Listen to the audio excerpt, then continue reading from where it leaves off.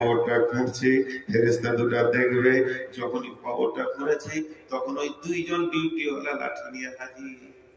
হ্যাঁ, তখন ও ভাবছে এরাই মনে হয় ফেরেশতা।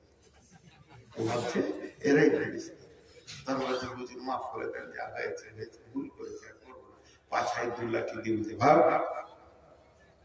এসে বলছে ফেরেশতা দেখে নিয়েছি, তাদের সাইজও ভেবে নিয়েছি, তারা মোটামুটি আমার সঙ্গে পারবে না।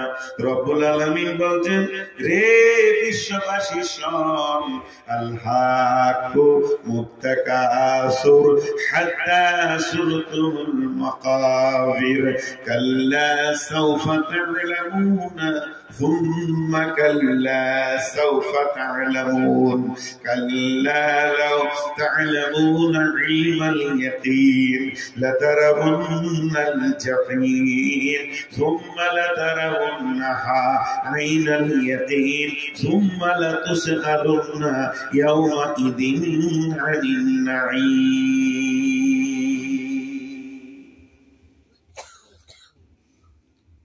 আয়াতটা পড়েছি আমি, শুধু একটা ভাষার উপরে টিকে আছি, কবর।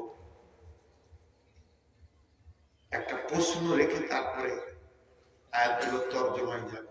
মাঝে একটা কথা 30 সেকেন্ড বলবো।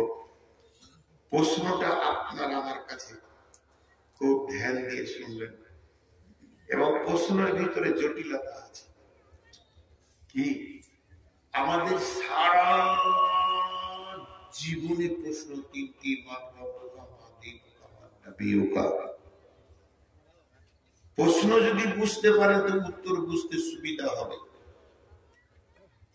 আর বিশ্ব নবী বলেছেন যে কবরে পার হয়ে যাবে, সে সব জায়গায় পার হয়ে যাবে। হযরতে ওসমান গনি রাদিয়াল্লাহু তাআলা আনহু কবর দেখলে অঝর নয়নে কাঁদতেন, কবরের বয়ান শুনলে অঝর নয়নে কাঁদতেন।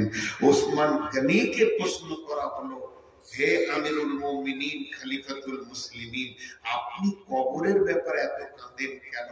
তিনি বলেছিলেন যে আল্লাহর রাসূল বলেছেন যে কবরে বাঁধবে সে সব জায়গায় বেঁচে যাবে, যে কবরে ফাঁসবে সে সব জায়গায় ফেঁসে যাবে। এই জন্য আমাকে কবরকে অতি ভয় লাগে। মাঝে 1 মিনিট একটা কথা বলে দিই, আমি এর না বিজনেস করছি। গারপুল বাকি, যেটাকে বাংলা ভাষায় সবাই আমরা জান্নাতুল বাকি বলছি, আসলে জান্নাতুল বাকি নয়, গারপুল বাকি। মদিনা মানব বরাতে আছে, এটা মসজিদে নববীর বাম পাশে রয়েছে। ওখানে গিয়ে ওসমানের কবরটা যেদিন দেখতে গেলাম, সেদিন